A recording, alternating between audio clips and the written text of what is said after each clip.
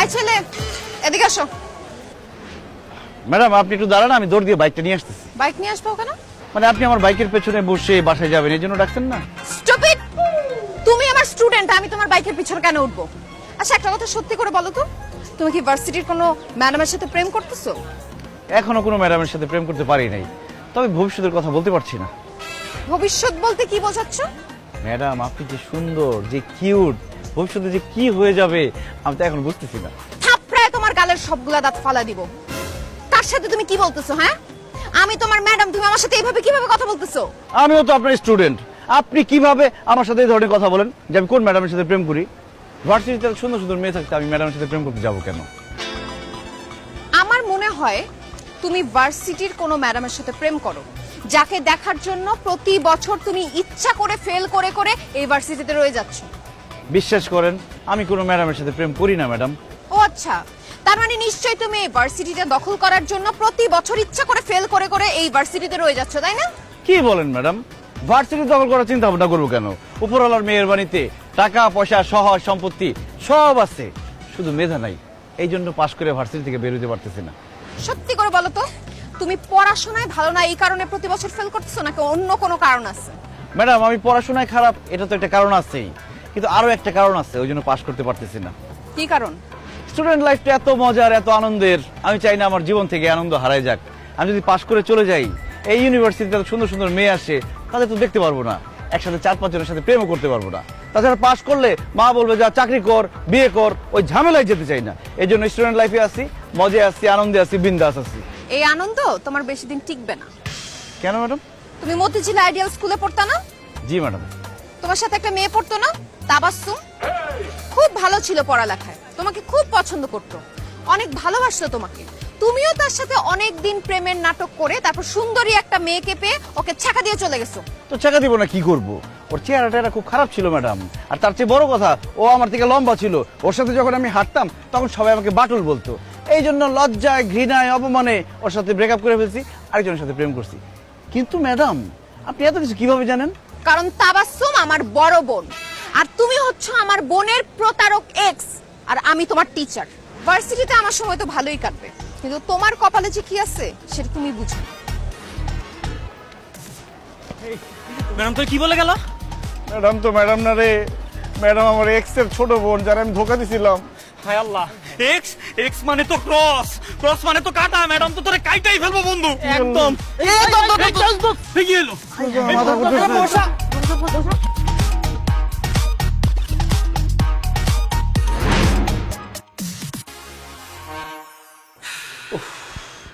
সারাক্ষণ এই অসভ্য জঙ্গলি ম্যাডামের কথা চিন্তা করতে করতে আমি শুধু তারই দেখি সবসময়। এই যে কাজের মেয়ে রহিমা, তুমি আমার সামনে দাঁড়ায় আছো, অথচ আমি দেখতেছি যে আমার সামনে আমার জঙ্গলি ম্যাডামটা দাঁড়ায় আছে। এই ম্যাডাম আপনি আমার কল্পনা আসা বন্ধ করেন তো।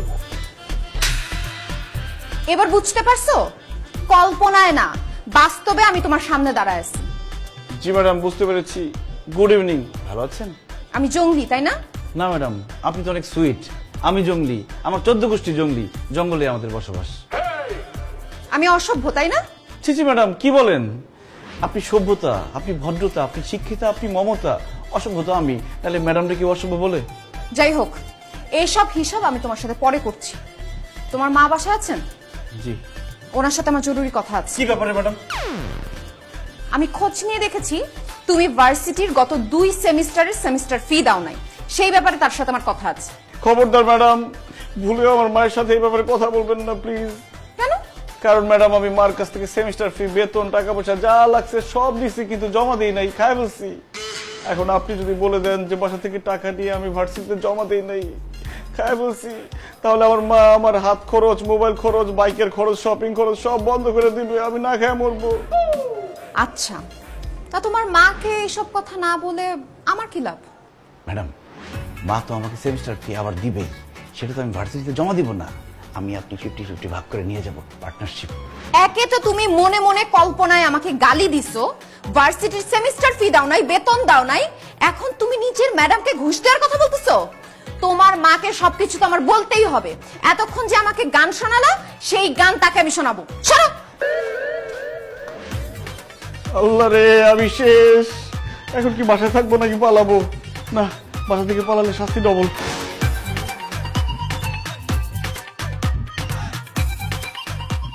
ম্যাডাম আপনি আমাদের বাসায় এসেছেন, আমি খুব খুশি হয়েছি। আচ্ছা, ওই যে ভিসি স্যারের যে অপারেশন হলো, উনি এখন কেমন আছেন? ভালো তো? ভিসি স্যারের কি অপারেশন হয়েছে আন্টি? কেন, কয়দিন আগে ওই যে ভিসি স্যারের কিডনিতে পাথর হয়েছিল, সেই কারণে অপারেশন হলো। হায় হায়, আবিরের সে কি কান্না, বলতেছে স্যার তো টাকা পাবে কোথায়, স্যারের টাকা না হলে তো অপারেশন হবে না। আমি ওর কান্না দেখে পাশের বাড়ি থেকে 50,000 টাকা এনে ওকে দিছি, তারপরে ও কান্না থামাইছি। আন্টি, আবির আপনার সাথে মিথ্যা কথা বলছে 50,000 টাকা নেয়ার জন্য। ভিসি স্যারের কিডনিতে কোনো পাথরও হয়নি, তার কোনো অপারেশনও হয়নি। কি? ভিসি স্যারের কিডনিতে পাথর হয় নাই? এই, তুই কেন বললি যে ভিসি স্যারের কিডনিতে পাথর হয়েছে? আরে মা, কিডনিতে পাথর হইছে, কিন্তু সেটা ভিসি স্যারের না, সেটা হইছে আমাদের কলেজের প্রিন্সিপাল স্যারের। তার টাকা দরকার ছিল, তুমি যে 50,000 টাকা দিচ্ছ সেটা আমি প্রিন্সিপাল স্যারকে দিচ্ছি। ম্যাডাম তোর প্রিন্সিপাল স্যারকে চিনে না, এই জন্য ভাবছি আমি মিথ্যে কথা বলছি। একটা চট দিয়ে তোর 32টা দাঁত আমি ফেলে দেবো। এই, তুই কি ভুলে গেছিস নাকি তোর কলেজের যে প্রিন্সিপাল আমার বান্ধবীর হাজবেন্ড, তার কোনো কিছু হলে তো সবার আগে আমি জানতাম, তাই না? তুই মিথ্যা কথা বলছিস আমার সাথে। ছি ছি ছি ছি ছি, তুই যে এত মিথ্যাবাদী, আমার ভাবতেও লজ্জা লাগছে। আচ্ছা আন্টি, আপনারা এত গরিব, আপনাদের সংসার চলে কিভাবে? এটা কি বললেন ম্যাডাম? আমাদের পোশাক আশাক বাড়ি ঘর দেখে কি মনে হয় যে আমরা গরিব? না না, বাড়ি ঘর দেখে একদমই গরিব মনে হয় না, কিন্তু আবির তো 2 সেমিস্টারের ফি দিতে পারে নাই। আমি ভাবলাম আপনারা গরিব কিনা, টাকা পয়সার অভাবে সেমিস্টার ফি দিতে পারছেন না কিনা। কি? ও সেমিস্টার ফি দেয় না? আমি তো প্রতি মাসের 1 তারিখে ভার্সিটির খরচ বাবদ সব টাকা দিয়ে দিই। ও তো আমার কাছ থেকে প্রতি মাসে ভার্সিটির বেতনের কথা বলেও টাকা নেয়। এই, তুই ভার্সিটির সেমিস্টার ফি দেশ নাই কেন? মা, টাকা দেখলে লোভ সামলাতে পারি না, বাইরে গেলে শুধু খরচ করতে মন চায়, তাই খরচ করে ফেলি, আর এই জন্য ভার্সিটির সেমিস্টার ফি দিতে পারি না। তুই আমাকে এত ছোট করলি, মানে আমার মান সম্মান রাখলি না, ম্যাডামের সামনে আমাকে ছোট করলি, এই জন্য তোকে শাস্তি পেতে হবে। আমি বুঝি না এত কিছুর পরেও ভার্সিটির ম্যাডাম টিচার কেন তোকে এত ভালোবাসে। আন্টি, আপনাকে কে বলেছে ভার্সিটির টিচাররা ওকে ভালোবাসে? কেন, আবিরই তো বলছে তার ভার্সিটির টিচাররা নাকি তাকে অনেক ভালোবাসে। এই কারণে তো ভার্সিটির টিচাররা ওকে সবাই মিলে ফেল করায়, কারণ পাস যদি করে ভার্সিটি থেকে ওকে চলে যেতে হবে। সে ভার্সিটি থেকে চলে যাবে এটা নাকি টিচাররা মানতেই পারে না, সেই জন্য সবাই মিলে নাকি ওকে ফেল করায়। আন্টি, আপনি যে কেন এত বোকা? টিচাররা যদি স্টুডেন্টকে ভালোবাসে তাহলে সে আরো চাবে যে তার স্টুডেন্ট আরো এগিয়ে যাক, পরীক্ষায় পাশ করে ভালো একটা রেজাল্ট করুক, সবার মুখ উজ্জ্বল করুক। কোনো টিচারই চায় না তার স্টুডেন্ট ফেল করুক। আপনার ছেলের মাথা ভর্তি গোবর, সে পড়ালেখা ঠিকঠাক মতো করে না, এর জন্য পরীক্ষায় প্রতিবার ফেল করে, আর এটা জানানোর জন্যই আমি নিজে আপনার বাসায় আসছি। আল্লাহ, আমার মাথায় কেন ঠাটা পড়ে না? আমি কেন মরতেছি না? তুই আমার ছেলে হয়ে আমার সাথে এত মিথ্যা কথা কেন বলিস? ম্যাডাম না আসলে তো আমি কোনো কিছুই জানতে পারতাম না। এর জন্য তোকে কঠিন শাস্তি পেতে হবে।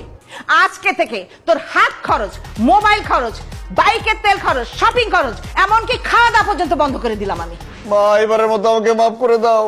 তুমি যদি আমাকে এইসব খরচাপাতি না দাও তাহলে আমি চলবো কিভাবে? আমি তো না খেয়ে মরবো। ওকে মাফ করাটা কিন্তু একদম ঠিক হবে না। আপনি যা যা শাস্তি দিয়েছে সেটা বহাল রাখেন। আমার কেন যেন মনে হচ্ছে আন্টি আপনি একা ওকে ঠিক করতে পারবেন না। মানে আমার মতো কোনো ম্যাডাম যদি তাকে প্রাইভেট পড়াতো তাহলে ওকে পিটায় হয়তো ঠিক করতে পারতো। এনিওয়ে আন্টি, আমি আজকে আসি। না না ম্যাডাম, আপনি যাবেন না। তাহলে আজকে থেকেই আপনি আমার ছেলেকে প্রাইভেট পড়ান। আপনি মেরে কেটে যেভাবেই পারেন পড়াশোনা করিয়ে ওকে পাশ করিয়ে দেন। প্রশ্নই আসে না, আমি জীবনেও এই ম্যাডামের কাছে প্রাইভেট পড়বো না। তোমাকেও প্রাইভেট পড়ানোর কোনো ইচ্ছা আমার নাই, কিন্তু আন্টি মুরব্বী মানুষ, সে বলছে তার কথা তো আমি ফেলতে পারি না, আমি তোমাকে প্রাইভেট পড়াবো। প্রতিদিন সন্ধ্যা 6টা থেকে 8টা রেডি থাক। আন্টি আসবে।